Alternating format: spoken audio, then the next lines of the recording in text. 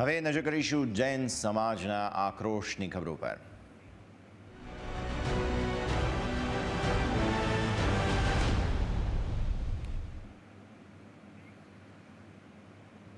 જૈન સમાજમાં અત્યારે ફિલહાલ આક્રોશ ફેલાયો છે અને ખાસ જે રીતે મુંબઈમાં મહારાષ્ટ્ર સરકાર સામે જૈન સમાજ અત્યારે ફિલહાલ મેદાને હોવાની વિગતો સામે આવી છે।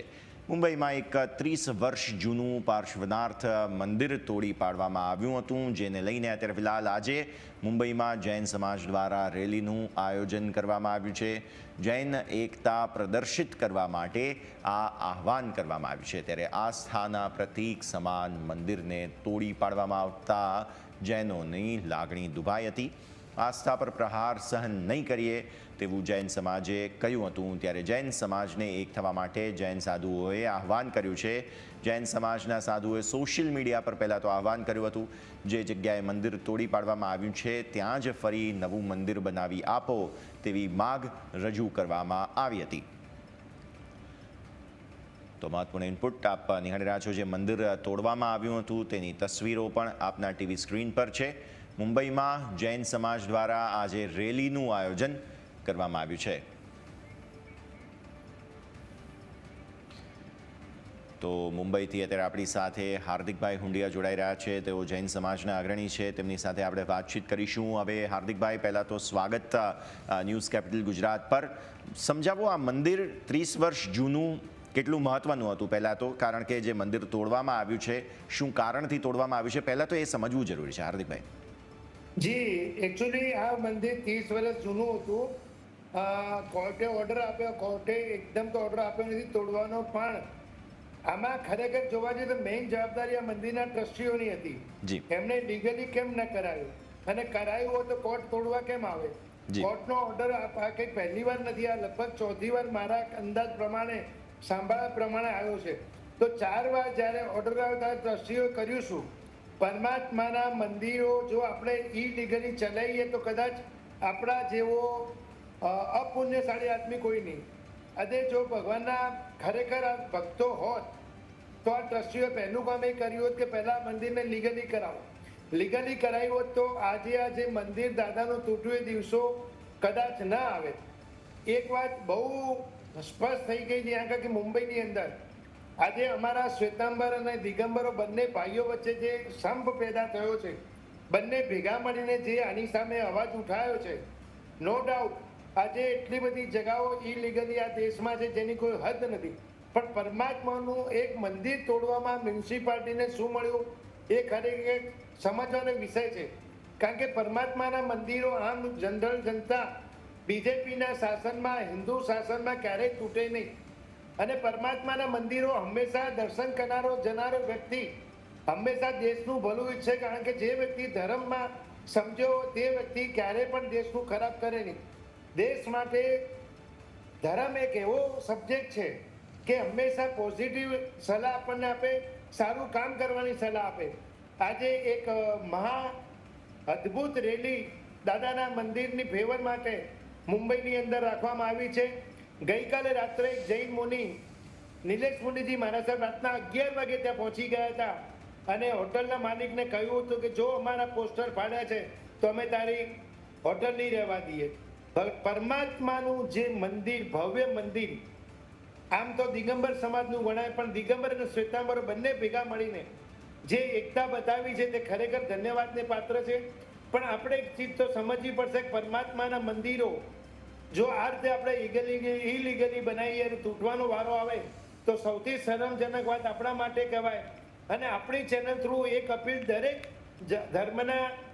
ધર્મપ્રેમીઓને અપીલ કરીશ કે જે મંદિરો આવા ઇલીગલી છે યા કોઈ પણ બિલ્ડરે મંદિર પોતાના ફ્લેટો વેચવા માટે પોતાની સોસાયટીમાં બનાવ્યા છે તો એ મંદિરો જે ટ્રસ્ટ હોય એમને પોતાના નામે કરાવી લેવા જોઈએ।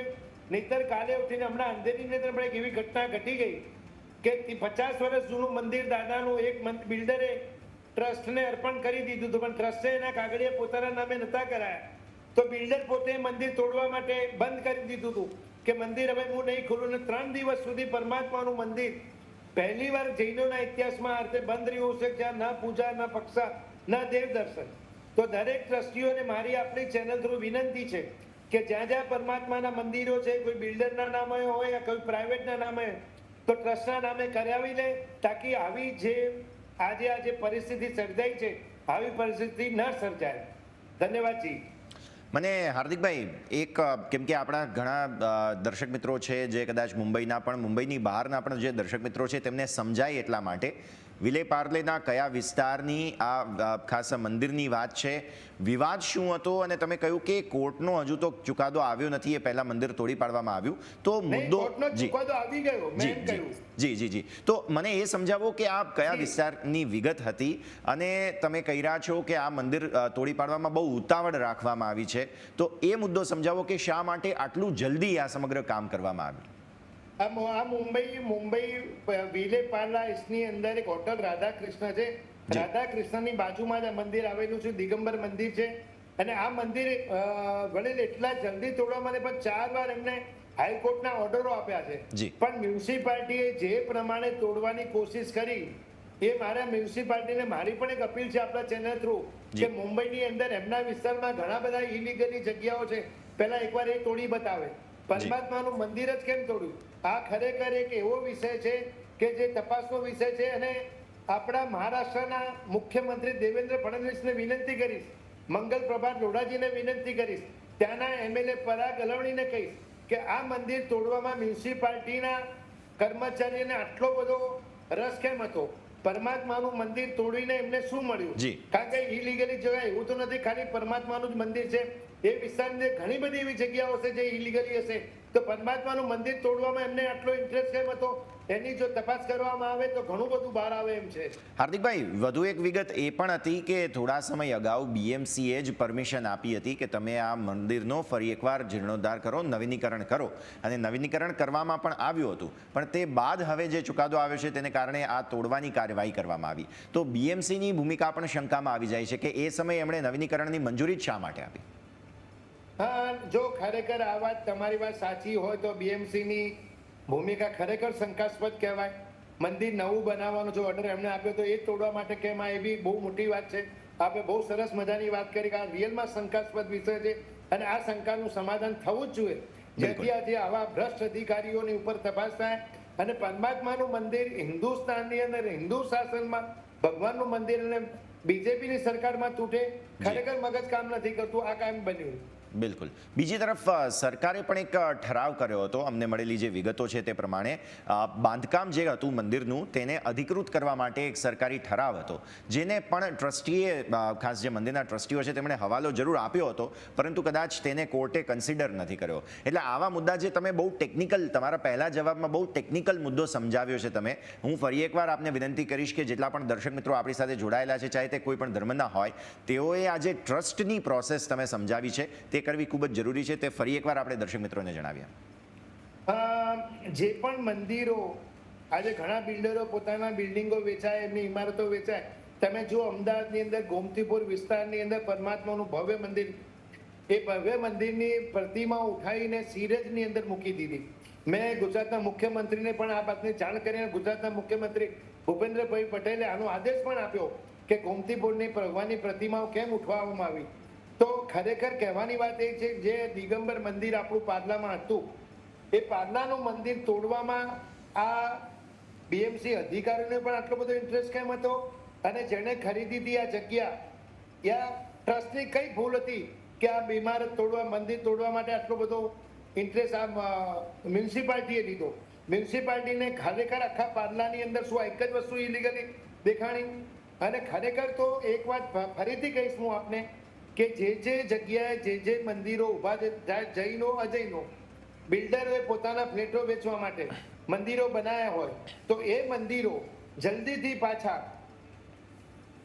બધા આપણા ટ્રસ્ટીઓ એ પોતાના ધર્મના ટ્રસ્ટના નામે કરાવી દે, જેનાથી એ થશે કે આ જે પરિસ્થિતિ સર્જાઈ છે એ ન સર્જાય. અને પહેલામાં વહેલી તકે મંદિરો લીગલી કરાવે, પોતાના ટ્રસ્ટમાં રજીસ્ટર કરાવે, જેનાથી કરીને આવી પરિસ્થિતિ બીજી વાર ન સર્જાય. એ આપણે સૌએ ધ્યાન રાખવું જોઈએ. અને હું આપની ચેનલને પણ ખૂબ ખૂબ ધન્યવાદ આપીશ કે આ બાબતે આપણે દુનિયાને જે જાણ કરી છે એ ખરેખર ખૂબ જ ઉપયોગી છે. બિલકુલ હાર્દિકભાઈ, ખૂબ ખૂબ આભાર. આપ પણ અમારી સાથે જોડાયા ન્યૂઝ કેપિટલના માધ્યમથી. તમે સૌ કોઈ